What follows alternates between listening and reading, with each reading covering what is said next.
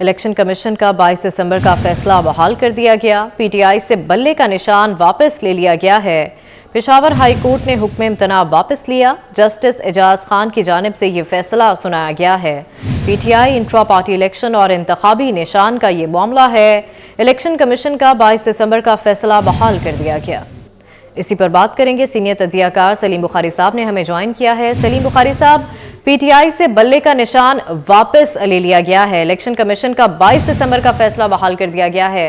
क्या कहेंगे इस फैसले के हवाले से? देखिए, ये फैसला मेरे ख्याल से मेरिट्स के ऊपर तो ठीक है, क्योंकि पहले जो फैसला किया गया था सुप्रीम कोर्ट के सिंगल जज की तरफ से, वो ना उन्होंने इलेक्शन कमीशन को सुना था, ना उनको आर्गुमेंट का मौका दिया था। बस अपनी मर्जी से फटाक से उन्होंने, या ठक से जिसको कहते हैं, वो फैसला सुना दिया था।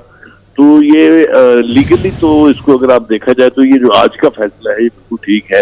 इसके अगेंस्ट तो बाकायदा एक अपील डबल बेंच के पास जानी है जो इसको सुन के फैसला करेंगे। इस तरीके से यूनिलैटरली अगर आप इलेक्शन कमीशन को सुने बगैर फैसले करेंगे तो उसका यही नतीजा होगा। मेरे ख्याल से in the spirit of the law and the spirit of fairness ये फैसला बिल्कुल ठीक है।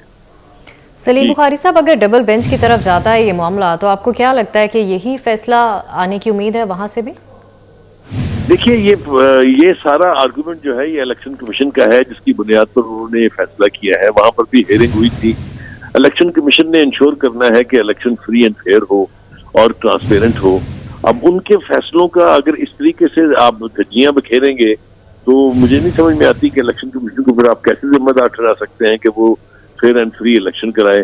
तो इलेक्शन चूंकि कराना और उसको इंश्योर करना कि वो फेयर एंड फ्री हो एक्सक्लूसिवली इलेक्शन कमीशन की जिम्मेदारी है। लिहाजा उसके फैसलों को अगर कोर्ट इस तरह से बगैर उनका पॉइंट ऑफ व्यू सुने उठा के फेंकेंगी तो ये कैसे मुमकिन होगा कि फ्री एंड फेयर इलेक्शन कराए जाए। तो मेरे ख्याल से अगर इसको आप strictly in the spirit of the constitutional provisions देखें तो मेरे ख्याल से इलेक्शन कमीशन के फैसले जो हैं उनको परवेल करना चाहिए, तभी तो ये यकीनी बना सकेगा इलेक्शन फेयर हो। जी सलीम बुखारी साहब, 8 फरवरी को क्या आपको बल्ला कहीं नजर आ रहा है या आजाद उम्मीदवारों के तौर पर ही इलेक्शन लड़ा जाएगा उनकी जानिब से? क्या खबरें हैं? देखिए, हमने माजी में 2 तजर्बात किए हैं जी। एक दफा याद होगा आपको कि पाकिस्तान पीपल्स पार्टी का जो तलवार का निशान था वो विड्रॉ कर दिया गया था और एक नए नाम से पार्टी रजिस्टर करा के तीर का निशान ले लिया गया था। इसी तरह से नून लीग के साथ भी हुआ। पहले उनका निशान साइकिल था, फिर उनको शेर मिल गया। तो ये तो होता रहता है, ये इलेक्शन में कोई अनहोनी नहीं है। तो अभी चूंकि उनके जो पार्टी इंट्रा पार्टी इलेक्शंस थे उसके ऊपर इलेक्शन कमीशन की रिजर्वेशंस हैं कि उनको ढंग से नहीं कराया गया है या जिस तरीके से कराया जाना चाहिए था वैसे कराया नहीं गया है, तो ऑब्वियसली उसके ऊपर इलेक्शन कमीशन जो है वो कॉम्पिटेंट है कि वो जो भी फैसला उसके ऊपर करे।